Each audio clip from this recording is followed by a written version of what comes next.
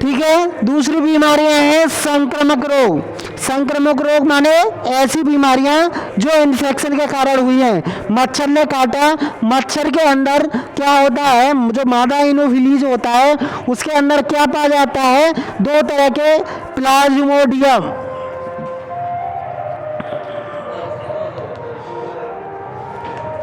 Plasmodium दो जाति का होता है, एक तो प्लाज्मोडियम बाइवेक्स और एक दूसरा होता है प्लाज्मोडियम फैल्सीफेरम। दो तरह का बैक्टीरिया होता है प्लाज्मोडियम। क्या होता है? प्लाज्मोडियम। जो मच्छर खाता है, मच्छर अपने लार्वा के साथ आपकी बॉडी के अंदर किसे घुसा देता है? प्लाज्मोडियम। प्लाज्मोडियम को घुसा देता है और प्लाज्मोडियम आपकी बॉडी के अंदर जाके इन्फेक्शन फैलाता है और क्या करता है, तुम्हारे जो आरबीसी होती है, रेड ब्लड सेल्स होती है, उसको खाने का काम शुरू कर देता है, उसको मारने का काम शुरू कर देता है ना। तो ऐसी बीमारियां जो संक्रमण से हुई हैं इनको संक्रामक रोग कहते हैं। कोरोना है, कोरोना वायरस है, आपकी बॉडी के अंदर एंटर कर जाएगा तो आपके बॉडी के सिस्टम को, लंग्स के सिस्टम को खराब करेगा। तो ये संक्रामक रोग है। टाइफाइड होता है, टाइफाइड होता है ना, ये संक्रामक रोग होते हैं। दूसरे होते हैं असंक्रामक रोग, जो नॉन इन्फेक्शनस बीमारियां हैं। असंक्रामक रोग, असंक्रामक रोग क्या होते हैं? जो किसी इन्फेक्शन के कारण नहीं हुए। तुम्हारे बॉडी के अंदर विटामिन डी का कमी हो गया, विटामिन डी का कमी हो गया, भाई क्या हुआ? विटामिन डी का कमी हो गया तो इन्फेक्शन तो नहीं हुआ है ना, बॉडी के अंदर कमी हुआ है।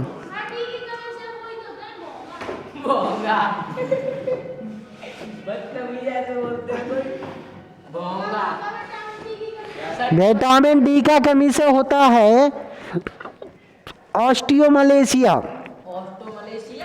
ऑस्टियोपोरोसिस, है ना।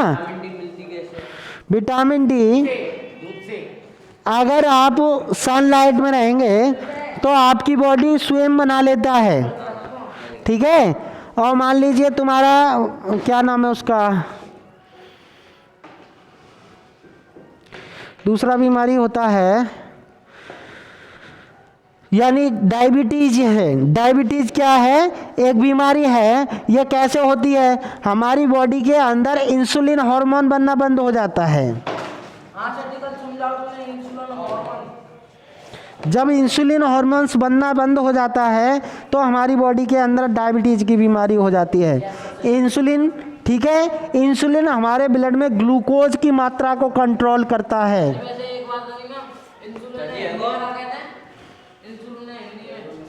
इंसुलिन ही कहते हैं, हार्मोन का नाम है इंसुलिन, ठीक है। इंसुलिन को हम, अगर बॉडी के अंदर इंसुलिन की कमी हो जाती है, बनना बंद हो जाता है, तो बीमारी हो जाती है कौन सी वाली? कौन सी वाली बीमारी हो जाती है? डायबिटीज, है ना। तो ये किसी इन्फेक्शन के कारण नहीं हो रहा है, ये लैक डिजीज माने कमी से होने वाली बीमारियां हैं। आयरन की कमी हो जाती है ना। आयरन की कमी हो जाएगी ब्लड में तो हमारे अंदर ब्लड कम हो जाएगा, है ना, ठीक है। तो ये जो बीमारियां हैं ये नॉन इन्फेक्शनस या असंक्रामक डिजीज कहलाती हैं। अब बात करेंगे इन बीमारियों का निवारण। बीमारियों का क्या निवारण?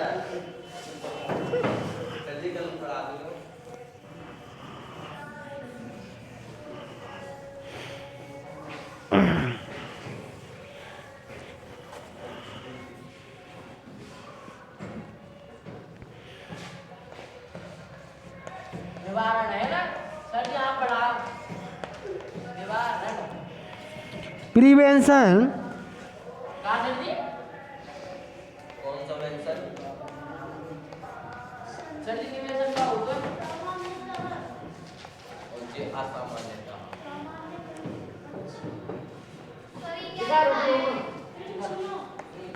सामान्य विधियां। सर साहब के लिखो, साहब लिख दो सर, हम लिखेंगे नोटबुक में।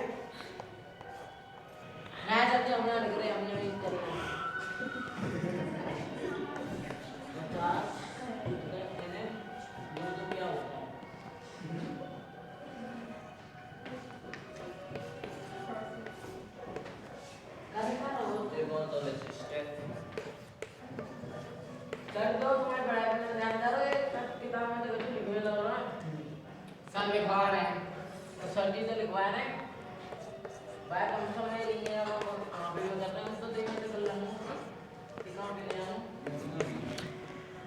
तो रोग के निवारण के लिए या प्रिवेंशन,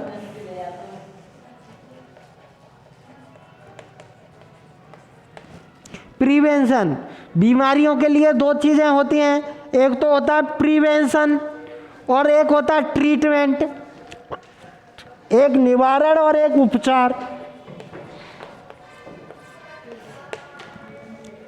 दो चीज़ें होती ना, इसको ट्रीटमेंट कहते हैं।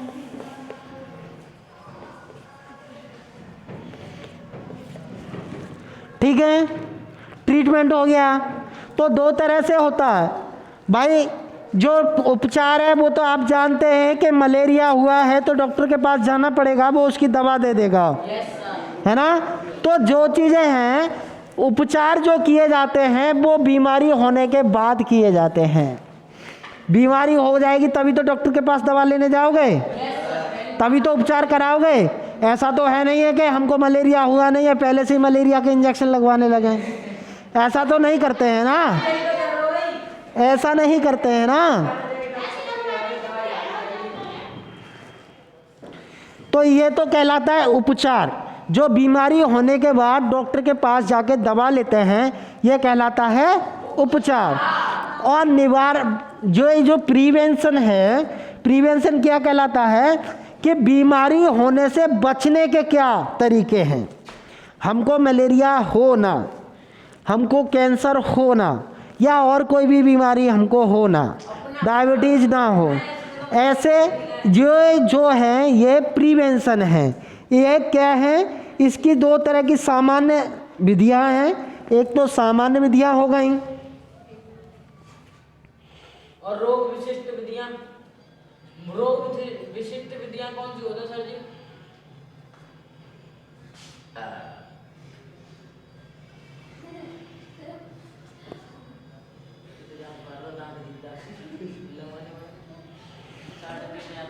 दूसरा है रोग विशिष्ट विधियां।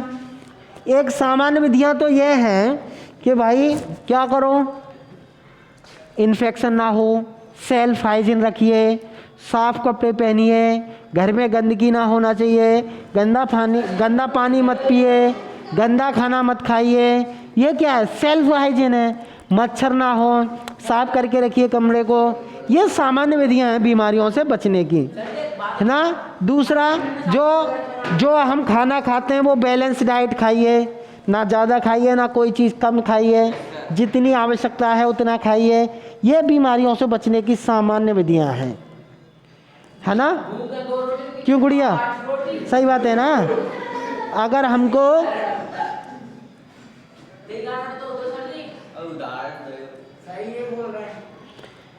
सामान्य विधियां हो गया ना, मच्छर काटता है तो गुड नाइट लगा के रखना पड़ेगा ना, क्योंकि मलेरिया ना हो जाए। ये सामान्य विधियां हो गई। दूसरी है रोग विशिष्ट विधियां। कुछ रोग ऐसे हैं जो बहुत खतरनाक हैं, रोग ऐसे हैं जो बहुत खतरनाक हैं और उनके होने पर आदमी बचेगा नहीं बचेगा पता नहीं। जैसे काली खांसी। काली खांसी कैसे?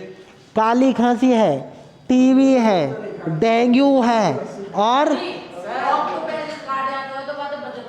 हाँ सर काली खांसी कोई तो होती है टीवी में आती हाँ है ना, जो टीवी हो जाती है तब खांसता रहता है खांसता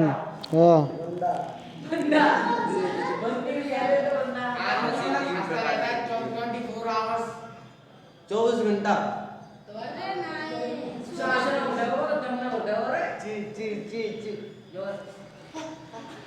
चलिए एक ये हो गया। और अब आप बात करिए कि इसकी ये जो बीमारियां हैं खतरनाक रोगों के लिए प्रतिरक्षण किया जाता है। प्रतिरक्षण माने इम्यूनाइजेशन।